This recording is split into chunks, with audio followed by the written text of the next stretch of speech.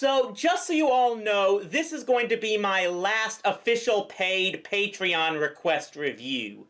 I really do appreciate all of you who made such requests all these years, and not just because of the money you gave me for them. You really did help expand my horizons and introduced me to quite a few shows I didn't know much about. I will still consider any requests and suggestions you make in the future, but because I've started planning out my review schedule more long term, I just can't guarantee being able to make any requested reviews anytime soon. But I guess if this is going to be the last official requested review, it should be something special. And this definitely is, given that it's something a lot of you have inquired about, but I've never really planned to start regularly doing.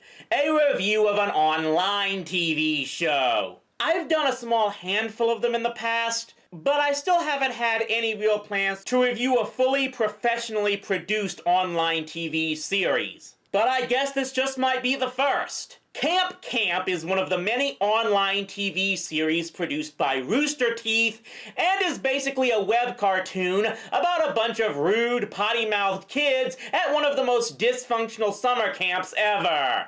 Now you might hear that and automatically guess I'm going to accuse it of ripping off Camp Candy mixed with South Park, but I'm actually not going to do that. If anything, this whole thing comes off like it's ripping off Gordon Corman's book, I Want to Go Home. Seriously, the main character is a jaded loner kid named Max who is constantly trying to find ways to run away and escape the camp. Now, if you think I'm going to tear into this show like I did the likes of Alan Gregory and Brickleberry, I'm actually not gonna do that. This show doesn't look anywhere as bad as any of those others I've reviewed. I mean, if you took out the foul language, this series might get a PG rating. There's no gore or scat humor or anything else too many adult cartoons do in order to be edgy. In fact, a lot of the humor is reminiscent of classic slapstick comedy acts like the Three Stooges. Then again, I only watched a couple of other episodes of this, so I could fall flat on my face there.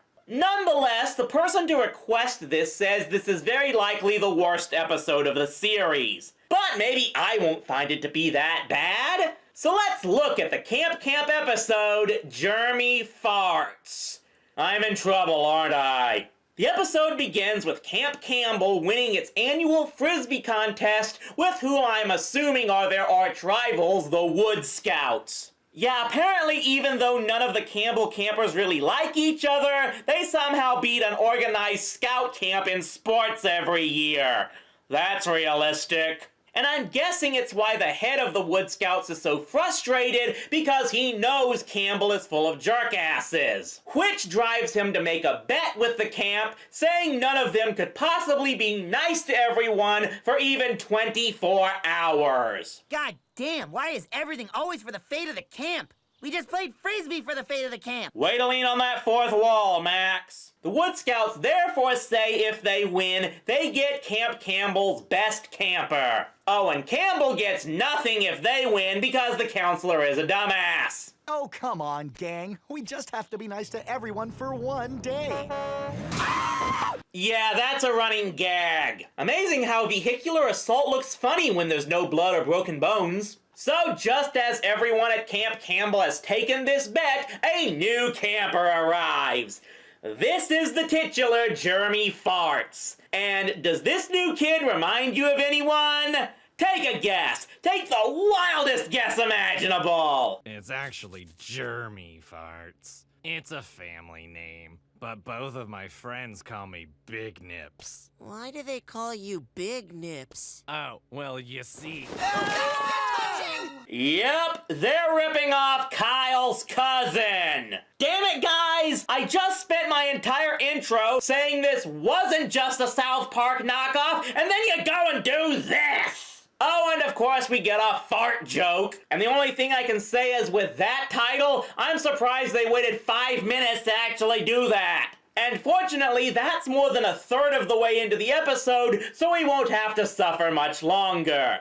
They're gonna make up for lost time, aren't they? So yeah, this is basically the same plot as the South Park episode The Entity, where everyone is fighting their own instinct to belittle and bully the new kid, and he keeps doing things to be annoying and test their mettle. Great, so just like that episode, I don't want to see either side win here. And in case you're wondering why anyone actually cares about winning this dumb bet, it's because every single camper naturally assumes they're the best camper and has no desire to become property of the Wood Scouts.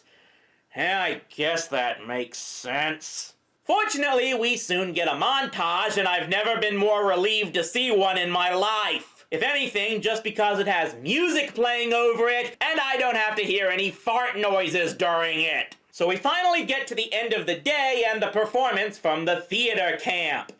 Yeah, the big running gag is that this place actually has several types of camps, and they're all even more poorly funded than an inner-city high school. The lone theater kid invites everyone to get up on stage to perform, and of course, Jermy is the first one up.